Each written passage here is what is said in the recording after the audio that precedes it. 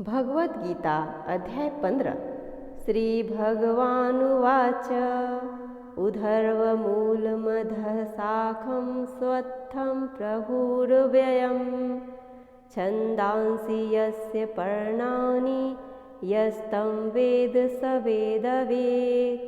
श्री भगवान ने कहा, हे अर्जुन, इस संसार को अविनाशी वृक्ष कहा गया है, जिनकी जड़ें ऊपर की ओर है और शाखाएं नीचे की ओर, तथा इस वृक्ष के पत्ते वैदिक स्तोत्र हैं।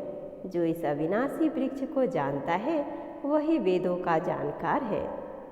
अधस्रचोधर्वं प्रसितास्तस्य शाखा गुण प्रवृद्धा विषय प्रवालाः अधश्च मूलान्यनुसन्ततानि कर्मानुबन्धिनी मनुष्यलोके। इस संसार रूपी वृक्ष की समस्त योनियां रूपी शाखाएं नीचे और ऊपर सभी ओर फैली हुई हैं। इस वृक्ष की शाखाएं प्रकृति के तीनों गुणों द्वारा विकसित होती है। इस वृक्ष की इंद्रिय विषय रूपी कोंपले हैं। इस वृक्ष की जड़ों का विस्तार नीचे की ओर भी होता है, जो कि साकाम कर्म रूप से मनुष्य के लिए फल रूपी बंधन उत्पन्न करती हैं।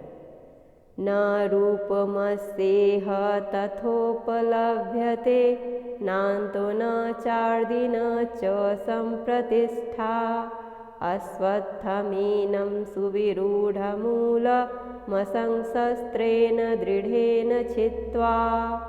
इस संसार रूपी वृक्ष के वास्तविक स्वरूप का अनुभव इस जगत में नहीं किया जा सकता है, क्योंकि न तो इसका आदि है और न ही इसका अंत है और न ही इसका कोई आधार ही है। अत्यंत दृढ़ता से स्थित इस वृक्ष को केवल वैराग्य रूपी हथियार के द्वारा ही काटा जा सकता है। ततः पदं तत्परिमार्गितव्यं यस्मिन् गता न निवर्तन्ति भूयः तमेव चाद्यं पुरुषं प्रपद्ये यतः प्रवृत्तिः प्रसिता पुराणे। वैराग्य रूपी हथियार से काटने के बाद मनुष्य को उस परम लक्ष्य के मार्ग की खोज करनी चाहिए, जिस मार्ग पर पहुंचा हुआ मनुष्य इस संसार में फिर कभी वापस नहीं लौटता है। फिर मनुष्य को उस परमात्मा के शरणागत हो जाना चाहिए, जिस परमात्मा से इस आदि रहित संसार रूपी वृक्ष की उत्पत्ति और विस्तार होता है।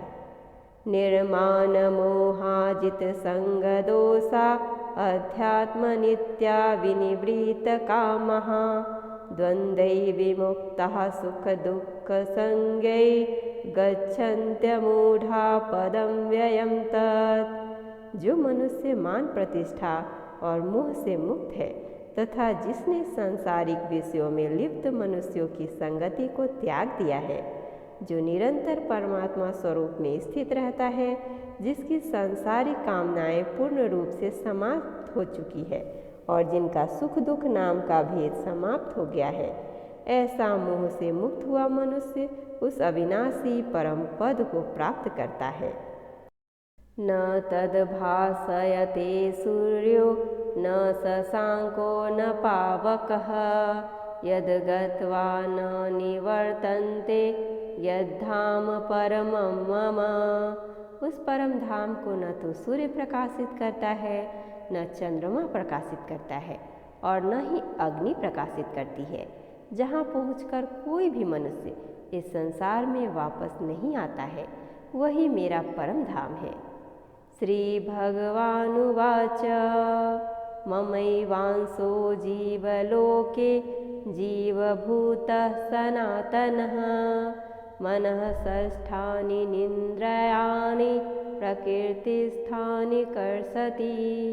हे अर्जुन, संसार में प्रत्येक शरीर में स्थित जीवात्मा मेरा ही सनातन अंश है, जो कि मन सहित 6 इंद्रियों के द्वारा प्रकृति के अधीन होकर कार्य करता है।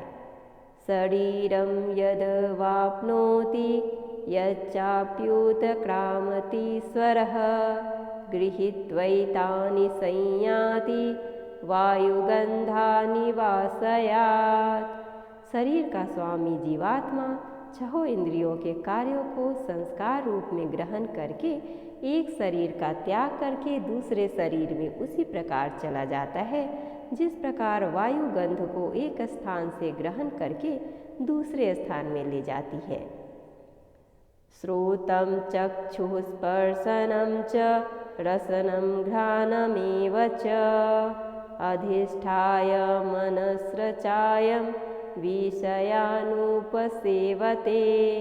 इस प्रकार दूसरे शरीर में स्थित होकर जीवात्मा कान, आँख, त्वचा, जीव, नाक और मन की सहायता से ही विषयों का भोग करता है। उत्क्रामन्तं स्थितं वापि भुञ्जानं वा गुणान्वितं पश्यन्ति ज्ञानचक्षुषः। जीवात्मा शरीर का किस प्रकार त्याग कर सकती है, किस प्रकार शरीर में स्थित रहती है और किस प्रकार प्रकृति के गुणों के अधीन होकर विषयों का भोग करती है। मूर्ख मनुष्य कभी भी इस प्रक्रिया को नहीं देख पाते हैं। केवल वही मनुष्य देख पाते हैं जिनकी आंखें ज्ञान के प्रकाश से प्रकाशित हो गई हैं। यतन्तो योगिनस्रचैनं पश्यन्त्यात्मन्यवस्थितं यतन्तोऽप्यकृतात्मानो नैनं पश्यन्त चेतसः। योग के अभ्यास में प्रयत्नशील मनुष्य ही अपने हृदय में स्थित इस आत्मा को देख सकते हैं, किंतु जो मनुष्य योग के अभ्यास में नहीं लगे हैं, ऐसे अज्ञानी प्रयत्न करते रहने पर भी इस आत्मा को नहीं देख पाते हैं। यदादित्यगतं तेजो जगद्भासयतेऽखिलं यच्चन्द्रमसि यच्चाग्नौ तत्तेजो वृद्धि मामकम्। हे अर्जुन, जो प्रकाश सूर्य में स्थित है जिससे समस्त संसार प्रकाशित होता है, जो प्रकाश चंद्रमा में स्थित है और जो प्रकाश अग्नि में स्थित है, उस प्रकाश को तू मुझसे ही उत्पन्न समझ। गामाविश्य च भूतानि धारयाम्यहमोजसा पुष्णामि चौषधिः सर्वः सोमो भूत्वा रसात्मकः। मैं ही प्रत्येक लोक में प्रवेश करके अपनी शक्ति से सभी प्राणियों को धारण करता हूँ और मैं ही चंद्रमा के रूप से वनस्पतियों में जीवन रस बनकर समस्त प्राणियों का पोषण करता हूँ। अहं वैश्वानरो भूत्वा प्राणिनां देहमाश्रितः प्राणापान समायुक्तः पचाम्यन्नं चतुर्विधम्। मैं ही पाचन अग्नि के रूप में समस्त जीवों के शरीर में स्थित रहता हूँ।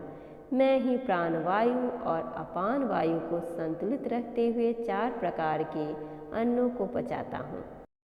सर्वस्य चाहं हृदि सन्निविष्टो मतः स्मृति ज्ञानं पोहनं च वेदैश्च सर्वैरहमेव वेदो वेदान्तकृद्वेद विदेव चाहम्। मैं ही समस्त जीवों के हृदय में आत्मा रूप में स्थित हूँ। मेरे द्वारा ही जीव को वास्तविक स्वरूप की स्मृति, विस्मृति और ज्ञान होता है। मैं ही समस्त वेदों के द्वारा जानने योग्य हूँ।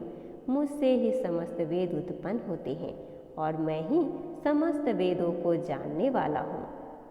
द्वाविमौ पुरुषौ लोके क्षरश्चाक्षर एव च क्षरः सर्वाणि भूतानि कूटस्थोऽक्षर उच्यते।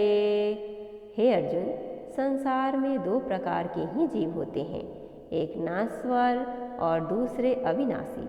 इसमें समस्त जीवों के शरीर तो नाश्वर होते हैं और समस्त जीवों की आत्मा को अविनाशी कहा जाता है। उत्तमः पुरुषस्त्वन्यः परमात्मेत्युदाहृतः यो लोकत्रयमाविश्य बिभर्त्य व्यय ईश्वरः। परंतु इन दोनों के अतिरिक्त एक श्रेष्ठ पुरुष है जिसे परमात्मा कहा जाता है। वह अविनाशी भगवान तीनों लोकों में प्रवेश करके सभी प्राणियों का भरण पोषण करता है। यस्मात् क्षरमतीतोऽहं क्षरादपि चोत्तमः अतोऽस्मि लोके वेदे च प्रथितः पुरुषोत्तमः। क्योंकि मैं ही क्षर और अक्षर दोनों से परे स्थित सर्वोत्तम हूँ, इसीलिए संसार में तथा वेदों में पुरुषोत्तम रूप में विख्यात हूँ। यो मामेवं सम्मूढ़ो जनाति पुरुषोत्तमं स सर्वविद भजति मां सर्वभावेन भारत। हे भरतवंशी अर्जुन, जो मनुष्य इस प्रकार मुझको संशय रहित होकर भगवान रूप से जानता है, वह मनुष्य मुझे ही सब कुछ जानकर सभी प्रकार से मेरी ही भक्ति करता है। इति गुह्यतरं शास्त्रमिदमुक्तं मया नघ, एतद्बुद्ध्वा बुद्धिमान् स्यात् कृतकृतश्च भारत। हे निष्पाप अर्जुन, इस प्रकार यह शास्त्रों का अति गोपनीय रहस्य मेरे द्वारा कहा गया है। हे भरतवंशी, जो मनुष्य इस परम ज्ञान को इसी प्रकार से समझता है, वह बुद्धिमान हो जाता है और उसके सभी प्रयत्न पूर्ण हो जाते हैं।